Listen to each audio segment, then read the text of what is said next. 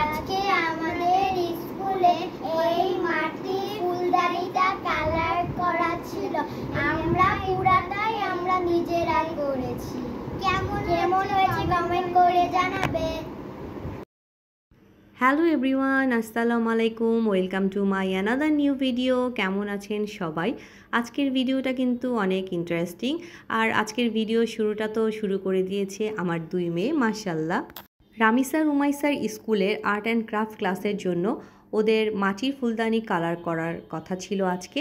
আর এটা কিন্তু ওদের একটা মার্কস আছে 10 মার্কস, সেটা ওদের অ্যানুয়াল এক্সামে কিন্তু কাউন্ট হবে। আর সেজন্য আমরা 4টা মাটির ফুলদানি নিয়ে এসেছিলাম। 2টা হচ্ছে ওরা বাসায় প্র্যাকটিস করেছে আর 2টা স্কুলে নিয়ে গিয়েছিল।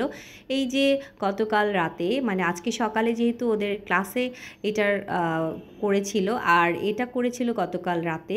আর স্কুলে যাওয়ার জন্য তাদের সব কিছু রেডি।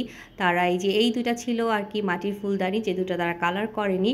আর তাদের 2টা গেঞ্জি দিয়ে দিয়েছিলাম, কারণ স্কুল ড্রেসে কালার লেগে যাবে। আর এই যে তাদের কালার, আর এটার মধ্যে রং তুলি আরও এক্সট্রা কিছু কালার, আর সাথে পেপারস আর পানি নেওয়ার জন্য আমি এগুলো দিয়ে দিয়েছিলাম। তো মাশাআল্লাহ সব কিছু রেডি করে তারা তো সুন্দর করে স্কুলে চলে গিয়েছিল। আলহামদুলিল্লাহ পুরোটাই তারা নিজেরা করেছে।